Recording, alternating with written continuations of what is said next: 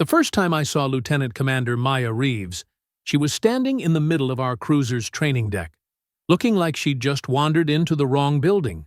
Small, compact, soft-looking, even in that ridiculous blue uniform Earth insisted on dressing their military personnel in. I remember thinking, this is what had the High Command so worried? This species that looked like they'd struggle to open our airlocks without instructions? My name is Thrace Kell, 3rd Formation Tactical Overseer for the Galactic Syndicate's Central Fleet, and I've spent the better part of 3 decades evaluating combat potential across 47 different species. I've seen warriors who could tear through hull plating with their bare appendages. I've witnessed pilots who could navigate asteroid fields while half-conscious from pain. I've even trained alongside the Vorath, whose entire culture revolves around proving physical dominance through increasingly absurd trials of endurance. None of them had ever made me feel the peculiar mixture of pity and amusement that humans did. "Is this the exchange officer?" I asked Coordinator Ven, my second-in-command, who was reviewing data streams on a holographic display nearby. Ven barely glanced up from his work. "Affirmative," he said, his tone carrying that same dismissive quality most of us had adopted when discussing Earth's recent admission into the Syndicate. Lieutenant Commander Reeves, assigned for a 6-month rotation to observe our training protocols. I watched her examining the equipment scattered around the training deck, picking up a neural connector with the kind of careful curiosity you'd expect from a child in a museum. She noticed me watching and smiled. Actually smiled, like being scrutinized by someone 3 times her size was somehow pleasant. "Commander Kell?" she called out, her voice clear despite the vast space between us. "I was hoping to get started with the orientation. I know I'm probably behind schedule already." Behind schedule. As if there was any schedule that could prepare someone from a 1G world for what we did here. I gestured for her to approach, which she did with quick, efficient movements that at least suggested some level of military discipline. Up close, she was even more underwhelming. Maybe 1.6 meters tall, if I was being generous. Mass that probably didn't exceed 60 standard units. She extended her hand in that strange Earth gesture of greeting, and I touched it briefly with 2 of my primary fingers, careful not to apply any pressure. "Welcome aboard the Sentinel's Edge," I said, keeping my tone professional despite my reservations. "I trust your journey was comfortable." "As comfortable as spending 3 weeks in a transport tube can be," she replied, and I couldn't tell if she was joking or complaining. "I've reviewed the basic orientation materials, but I'm eager to see how your training actually works in practice. The simulations we have back on Earth are, I'm told, nowhere near the actual experience." "No," I agreed. "They wouldn't be. Our standard training operates at 2.8 G. Your simulations back home probably don't account for what that does to reaction time, decision-making, or basic motor function." Something flickered across her face. Not fear, exactly. More like calculation. 2.8. Right. I did see that in the briefing documents. Seeing it in documents and experiencing it are vastly different things, Lieutenant Commander. No offense intended, but most species require months of conditioning before they can operate effectively in enhanced gravity. Humans, from what I understand, have only recently begun developing the necessary augmentation technology, and even that is, shall we say, experimental? "We manage," she said, and there was something in those 2 words that made me reassess her slightly. Not much, but slightly. Pride, maybe. Or stubbornness. With humans, it was often hard to tell the difference.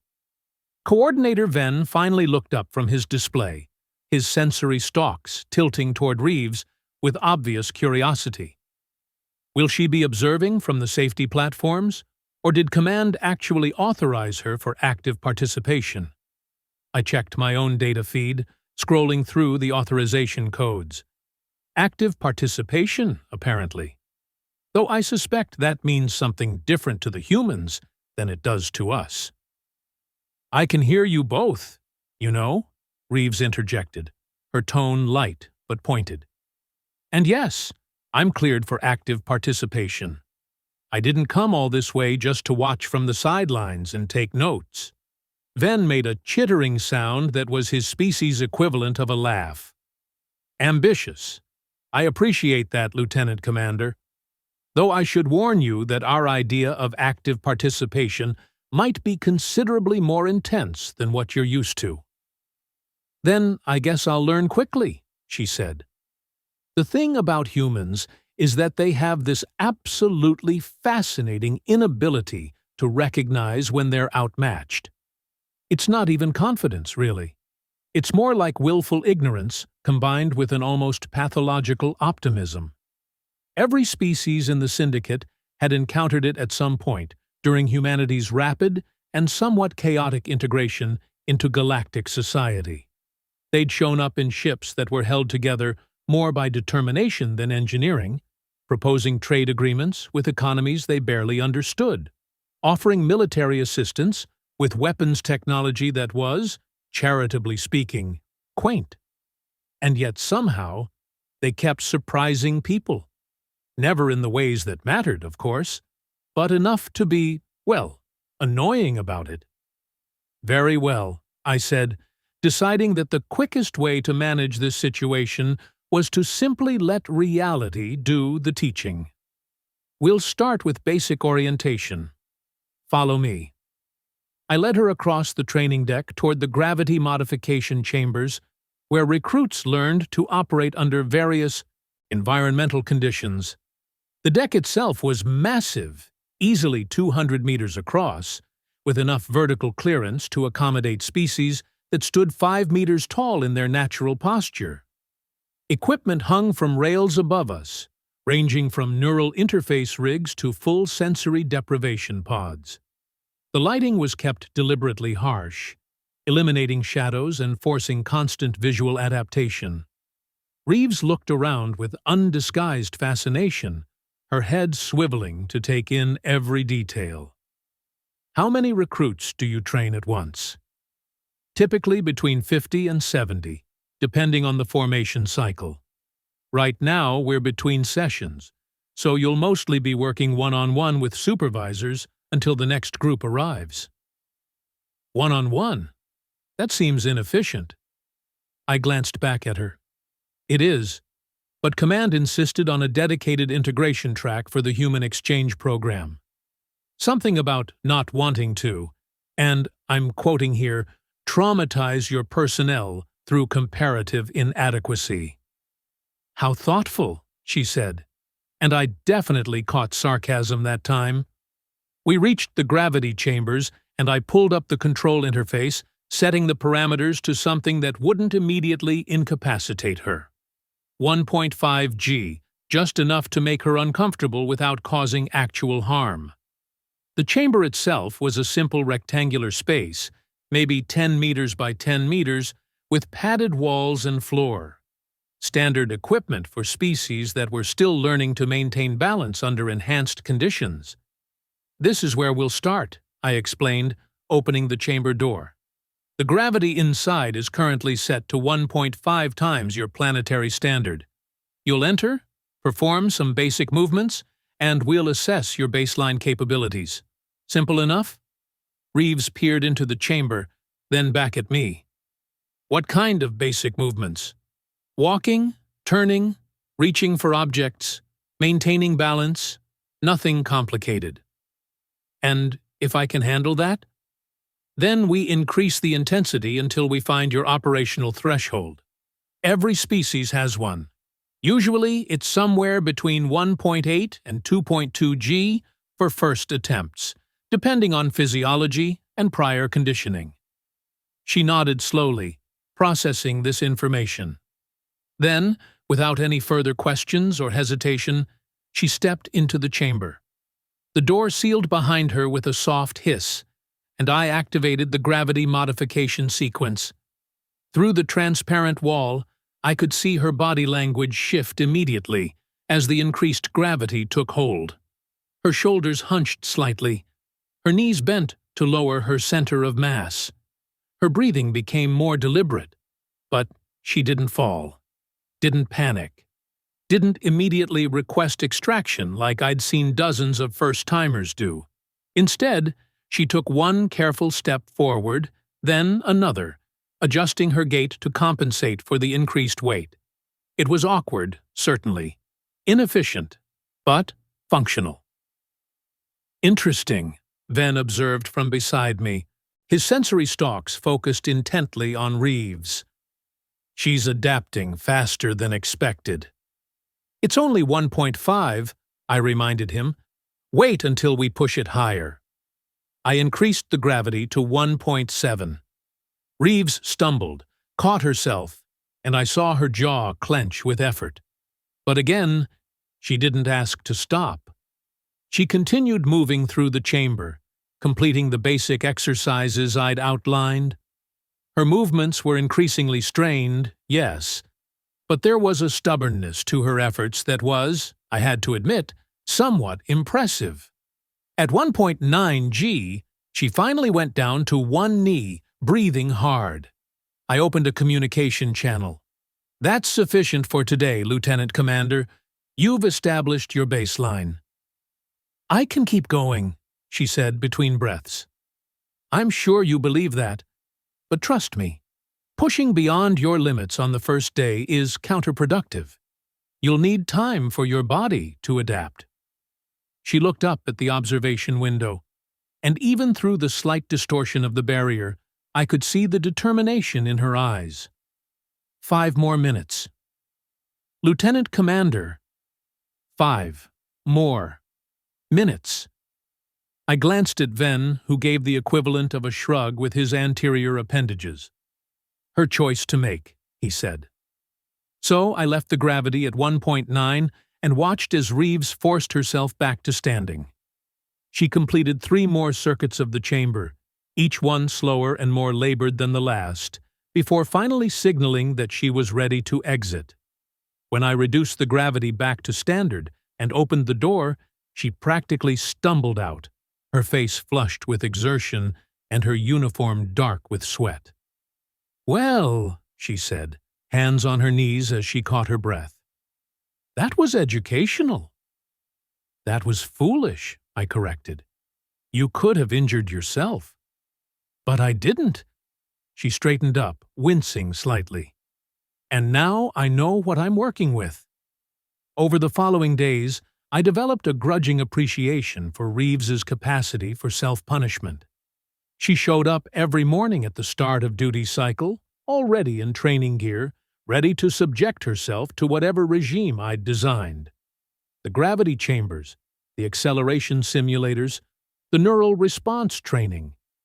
She approached each one with the same mixture of determination and what I was beginning to recognize as a distinctly human brand of stubbornness. She also asked questions, constantly, about everything. Why did we train at elevated gravity?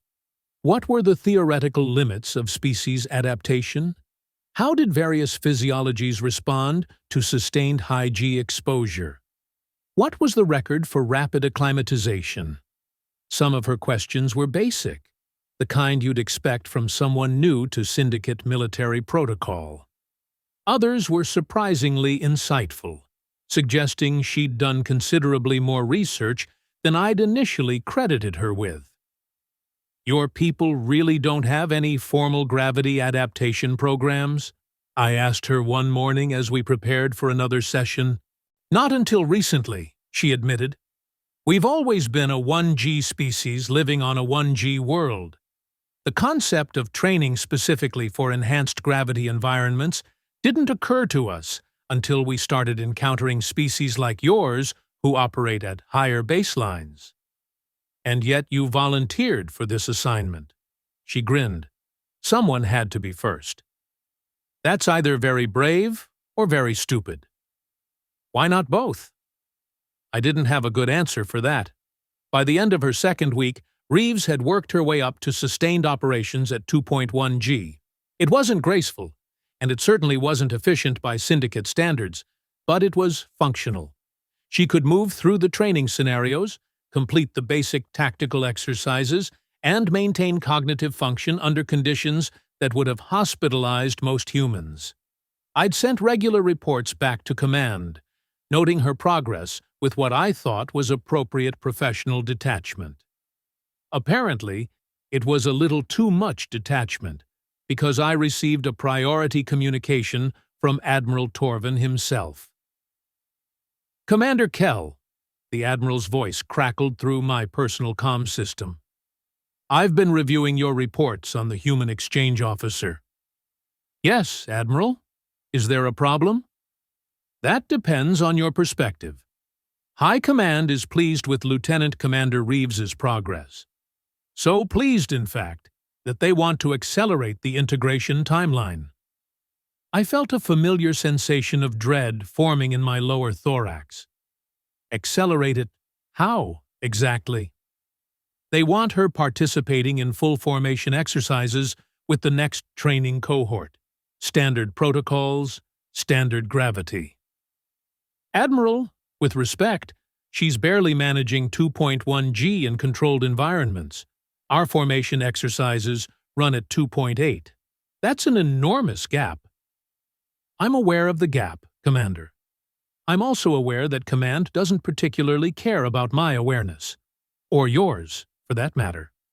They want to demonstrate human syndicate integration at the operational level, and they've decided Lieutenant Commander Reeves is their demonstration." "This is political theater," I said, not bothering to hide my frustration. "Yes. Welcome to High Command decision-making. You have 3 weeks to prepare her. I suggest you use them wisely." The communication ended, leaving me staring at the now dark display and contemplating the various ways this could become a catastrophic embarrassment for everyone involved. 3 weeks to bridge a gap that normally took species months or even years to cross. 3 weeks to take someone operating at marginal functionality and turn them into someone who could keep pace with some of the most physically capable recruits in the syndicate. It was impossible. Completely, utterly impossible. And I was going to have to figure out how to do it anyway. I found Reeves in the training deck's recovery area, using one of the massage stations to work out the inevitable muscle tension that came from daily high-G exposure. She looked up as I approached, immediately reading something in my expression. "Bad news?" she asked. "Define bad," I said, then proceeded to explain the Admiral's new timeline. To her credit, Reeves listened without interrupting, her face giving away nothing until I'd finished the entire ridiculous explanation. Then she smiled. Not a nervous smile or a forced smile. A genuine, almost excited smile. 3 weeks, she said. "Okay. What do we need to do?" "You understand what I'm telling you, right? This isn't just an incremental increase in training intensity. This is asking you to perform at levels that, frankly, your species wasn't designed for. The physiological stress alone could cause permanent damage, and that's assuming you don't simply collapse in the middle of a formation exercise and humiliate both yourself and Earth's entire military." "I understand," she said calmly. "So again, what do we need to do?" I studied her face, looking for any sign of doubt or hesitation. Found none. Humans. Absolutely insane. Every single one of them. "We need to completely rebuild your training from the ground up," I said finally. "No more gradual progression. No more safety margins. You're going to spend every waking hour either in the gravity chambers or in recovery. Your body is going to hate you. Your mind is going to hate you. And there's a very real chance that even with all of that, you still won't be ready." "Then I guess we'd better get started," Reeves said. And against my better judgment, Against every instinct I'd developed over 3 decades of training recruits, I found myself believing that maybe, just maybe, she might actually pull this off. I've been wrong about many things in my career, but never quite as spectacularly as I was about to be wrong about Lieutenant Commander Maya Reeves. The thing nobody tells you about training someone beyond their species' natural limits is that you have to become slightly unhinged yourself. Rational thinking has to take a back seat to sheer bloody-minded determination, and you have to convince yourself that biology is more suggestion than law. I'd never operated that way before. My entire career had been built on careful assessment, measured progression, and respecting physiological boundaries. Maya Reeves threw all of that directly out the nearest airlock. "Again!" I barked, as she completed her 15th circuit through the obstacle course at 2.4 G. She was moving like someone wading through liquid metal, every step a negotiation between momentum and gravity. But she was moving. And this time, don't telegraph your direction changes. The sensors are reading your intentions half a second before you commit. "Hard to be subtle when you weigh twice what you should," she gasped, but she was already positioning herself at the start line again. Sweat had soaked through her uniform in dark patches, and I could see the tremor in her legs from muscle fatigue. Any reasonable training officer would have called a halt 3 circuits ago. I increased the gravity to 2.5. "You're enjoying this," Ven observed from the control station. "Watching her suffer. I think it's bringing out something disturbing in your personality." "I'm not enjoying anything," I lied. "I'm following orders. High Command wants her ready, so I'm getting her ready." "By potentially breaking her? She hasn't broken yet, has she?" That was the truly maddening part. Reeves should have broken. Every physiological model I'd run said she should have collapsed days ago, begging for medical intervention and a transport back to Earth. Instead, she kept showing up, kept pushing, kept finding reserves of endurance that shouldn't exist in someone from a 1G world. It was like watching someone repeatedly punch through walls made of solid titanium and then apologizing for getting blood on the floor. The other maddening part? She was getting better. Not just marginally better either. Exponentially better. The adaptation curve she was displaying would have been impressive for a syndicate species with generations of high-gravity evolution. For a human, it was verging on impossible. "Time?" Reeves called out as she cleared the final obstacle, a vertical climb that required hauling her gravity-enhanced mass up a 3-meter wall. 43 seconds faster than your first attempt, I reported. Still 12 seconds slower than minimum acceptable standards. 12 seconds, she repeated, dropping to the padded floor and lying flat on her back. Okay. Give me 5 minutes. You have 3. You're a terrible person, Commander Kell. Has anyone ever told you that? Frequently. 2 minutes and 45 seconds now. She laughed. Actually laughed, despite the fact that she looked like she'd just gone several rounds with a Vorath warrior in full combat rage. I was beginning to suspect that something in the human brain chemistry simply didn't process physical suffering the same way other species did. Either that, or they were all just completely insane and nobody had noticed until now. Lieutenant Thrace Morven arrived on the training deck during Reeves's 3rd attempt at the obstacle course. Morven was a Keltharii, one of the heavy gravity species that made up the bulk of our elite tactical formations. He stood nearly 3 meters tall, with a mass that probably exceeded 300 standard units, and he carried himself with the casual arrogance of someone who'd never met a physical challenge he couldn't dominate through sheer strength. He was also, unfortunately, going to be Reeves's formation leader during the upcoming exercises. So, this is the human, he said, his deep voice resonating across the training deck as he watched Reeves struggle through the climbing section. High Command wants me to integrate her into Razor formation. Tell me, Overseer Kell, is this some kind of punishment for my last operational review? It's politics, Lieutenant. You know how that works. Politics. He made a dismissive gesture with his primary manipulators. I run the tightest formation in the entire Central Fleet.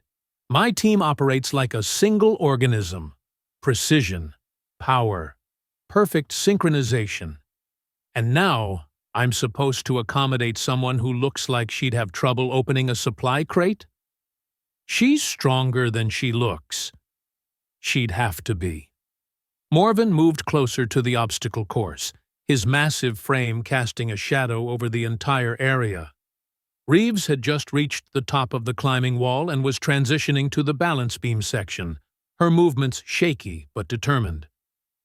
What's she running at? 2.5? Correct.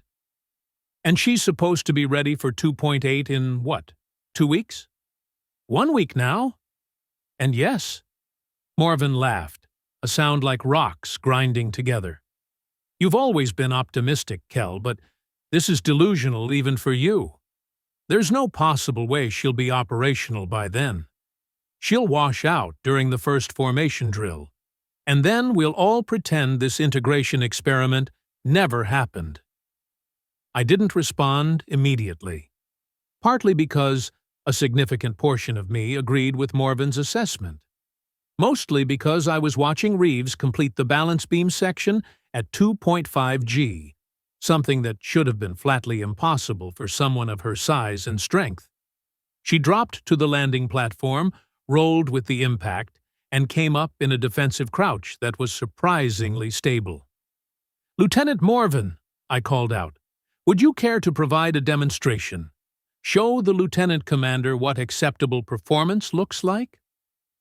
Morven's expression shifted to something that might have been a smile on a species with different facial anatomy. Gladly.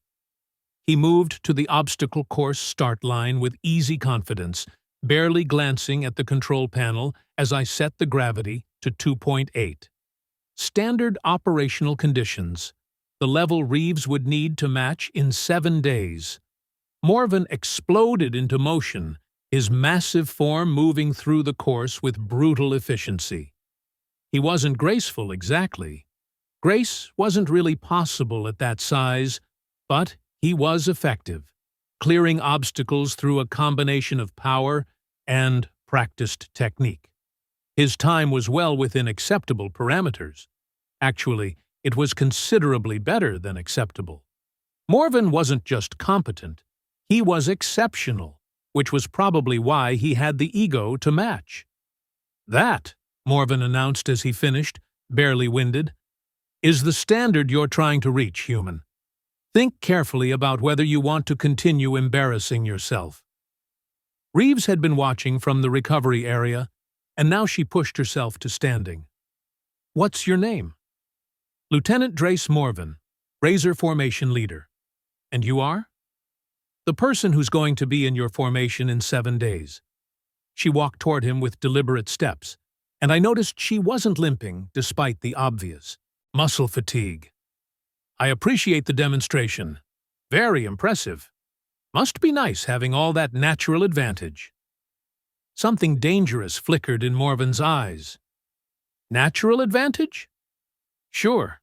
You're what? 3 times my mass, 4 times my muscle density? Evolved for high gravity from birth? I mean, don't get me wrong, you're clearly skilled, but you're also working with every possible physical advantage. Kind of makes the achievement less meaningful, doesn't it?" The training deck had gone very quiet. Ven had stopped even pretending to work on his data streams.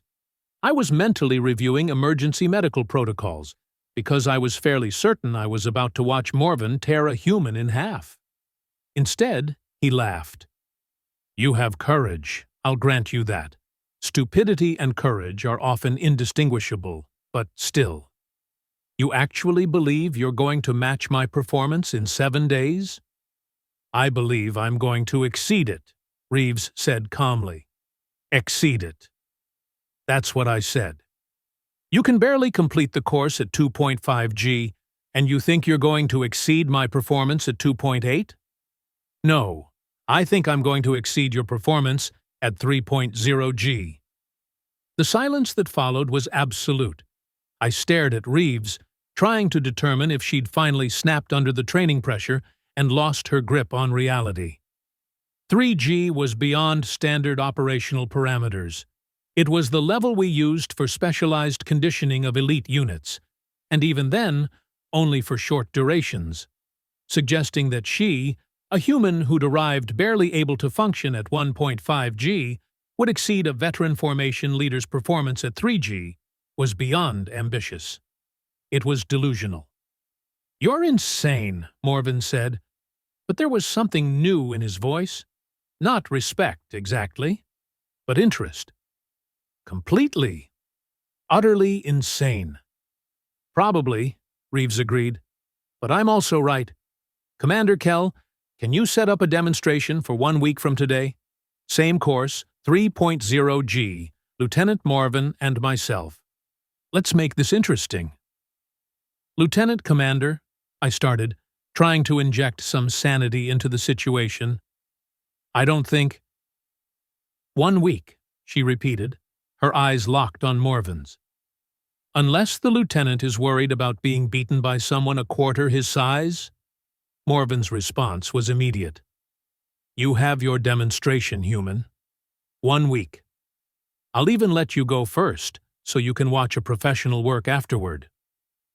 Looking forward to it. Morven left the training deck, and I waited until he was definitely out of earshot before turning to Reeves. What exactly do you think you're doing? Motivating myself, she said simply. Also making sure that if I fail spectacularly enough that nobody forgets it. That's your strategy? Public humiliation as motivation? It's worked so far. I wanted to argue, wanted to explain all the reasons why her plan was not just risky, but potentially fatal. Wanted to remind her that pride and determination couldn't overcome basic physics and biology. But she'd already turned back toward the obstacle course, adjusting her uniform and preparing for another attempt. Increase it to 2.6, she called out. Let's see what breaks first. The next 7 days existed in a strange space between nightmare and miracle. Reeves trained at intensities that should have hospitalized her, recovered in time periods that should have been impossible, and improved at rates that violated every model I had for human physiology. She was in the gravity chambers 16 hours a day, sometimes more. The medical monitors I'd attached to her showed stress levels that would have triggered automatic intervention for any other species, but somehow she kept functioning, kept pushing, kept adapting.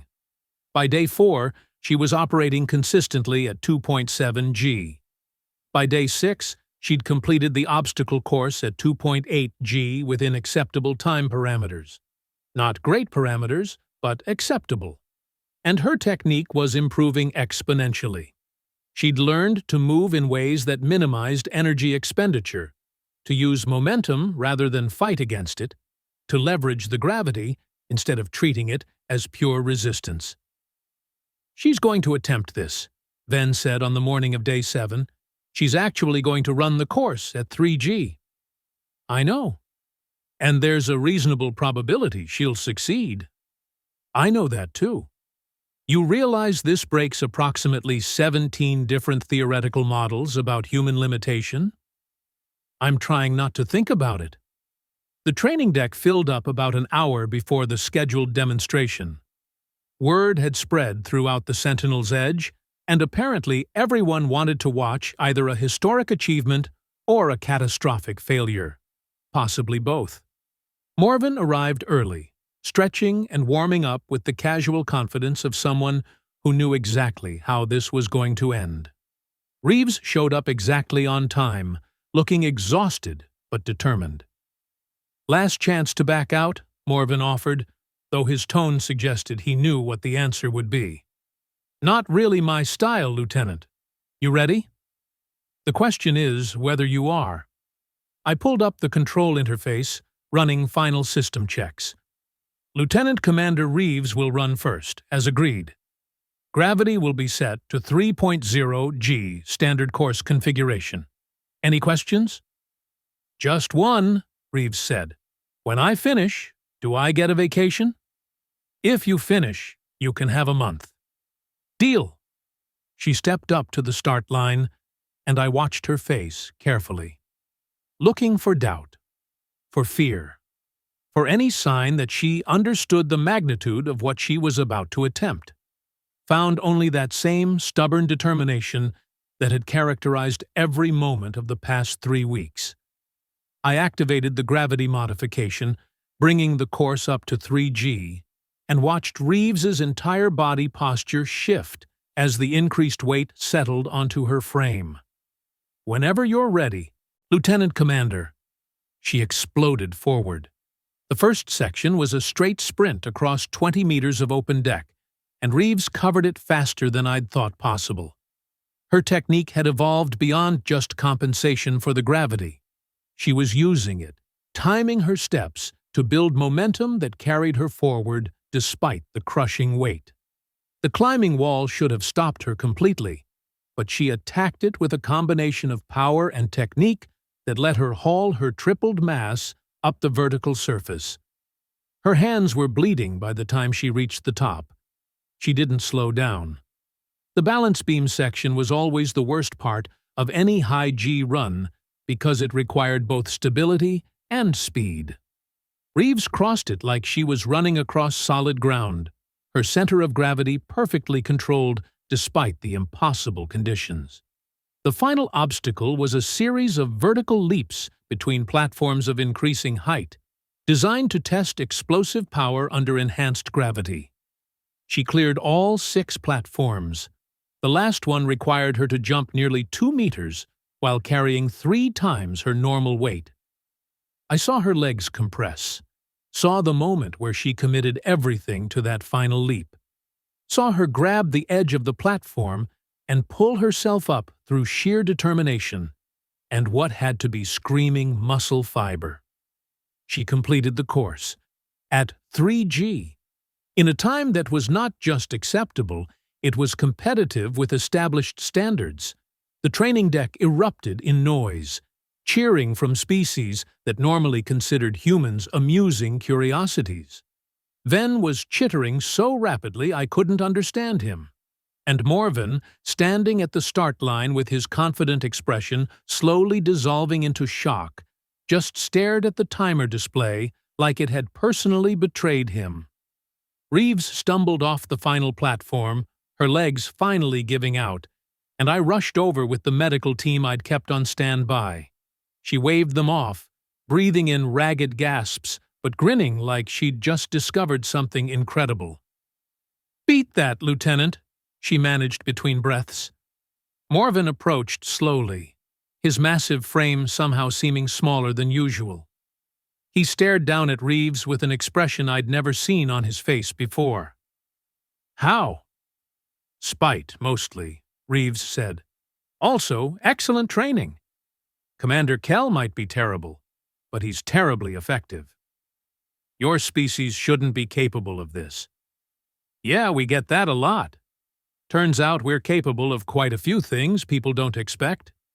She struggled to her feet, swaying slightly, and extended her hand. "Good training with you, Lieutenant. I'm looking forward to joining Razor Formation." Morven stared at her hand for a long moment.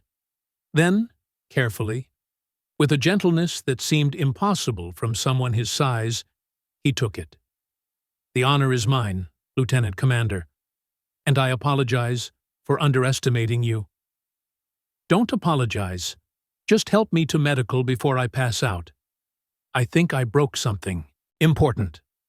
2 weeks later, Reeves completed her first full formation exercise with Razor Formation at standard 2.8G conditions. She wasn't the best performer in the group, not by a significant margin, but she was functional. competent, a contributing member of one of the Central Fleet's elite tactical units, and watching her operate alongside species that had evolved for these conditions, watching her keep pace through sheer determination and adaptability, I realized something important. We'd been thinking about human integration all wrong. We'd been treating them like a species that needed accommodation, protection, careful handling. But that wasn't what they needed at all. What they needed was someone to stop underestimating them, to push them, to believe they could exceed their own supposed limitations, because once you did that, once you actually challenged them, they became genuinely dangerous. Not dangerous in the physical sense, though Reeves had certainly proven herself capable. Dangerous in the sense that they made everyone around them reconsider what was possible. They infected other species with their ridiculous optimism and stubborn refusal to accept biological limitations. They made you believe that maybe, just maybe, the models and theories and careful assessments were all wrong. That potential was less about genetics and more about willpower. I filed my final report to Admiral Torven 3 weeks after the formation integration. Recommended full approval for expanding the human exchange program. Suggested that we stop treating humans like fragile newcomers and start treating them like the capable, adaptable, relentlessly determined species they'd proven themselves to be. Added a personal note that Lieutenant Commander Maya Reeves had fundamentally changed my understanding of what training could accomplish when combined with someone willing to suffer for improvement. The Admiral's response was brief. Told you she was special. Try not to break the next one. I ran into Reeves in the corridor outside the training deck about a month after she'd officially joined Razor formation. She was walking normally now, fully adapted to the ship's standard 2.8G, moving with easy confidence that made her early struggles seem like ancient history. "Commander Kell," she greeted me. "I've been meaning to thank you." "For what? Nearly killing you repeatedly?" "For taking me seriously. For pushing me. For not treating me like I was made of glass just because I'm human." She smiled. "Also, for that vacation you promised. I'm taking it next month. Going back to Earth to visit family." "You've earned it. How's formation integration going?" "Morven is still slightly terrifying, but he's an excellent team leader. The rest of Razor formation has been welcoming, once they got over the novelty of working with a human. We ran a live combat drill last week. I didn't embarrass anyone." "I heard. Top quartile performance. Impressive." "I learned from the best." She paused, something shifting in her expression. "Can I ask you something? Off the record?" "Of course." "Did you actually believe I could do it? When the Admiral gave you that deadline, when you were designing all those impossible training scenarios, did you believe?" I considered lying, considered giving her the easy answer, the one that made me look like a confident mentor who'd known all along. But Reeves deserved better than that. "No," I admitted. "Not at first. I thought you'd fail. Thought you'd get hurt trying and we'd have to send you home and quietly forget the whole embarrassing experiment. I was wrong about you in almost every possible way. But you trained me anyway. I followed orders. And somewhere along the way, you convinced me that maybe biology wasn't destiny, that maybe humans were something new, something that didn't fit the old models." I paused. "You scared me, Lieutenant Commander. Still do, honestly. Your species' capacity for adaptation and self-punishment is genuinely disturbing." She laughed. "We scare ourselves sometimes, too. But that's what makes it interesting, right? Never quite knowing what we're capable of until we try?" "I suppose so. Thank you, Commander, for everything." She continued down the corridor, moving with practiced ease through gravity that would have crushed her 3 months ago, leaving me standing there contemplating the future of human syndicate integration. The thing about underestimating someone is that when they prove you wrong, it changes you, makes you question all your other assumptions, makes you wonder what else you've been wrong about. As I watched Lieutenant Commander Maya Reeves disappear around the corner, I realized that the Galactic Syndicate was about to learn the same lesson I had. That humans weren't just another species to integrate and manage. They were something unprecedented, something that would force us all to reconsider what was possible. And honestly, that was the most exciting and terrifying realization I'd had in 30 years of service. The first time I saw Maya Reeves, I thought she looked soft, easy to break, completely out of her depth. I was right about exactly none of that. And the galaxy, I suspected, was about to make the same mistake on a much larger scale. I almost felt sorry for everyone who hadn't learned what I had. Almost.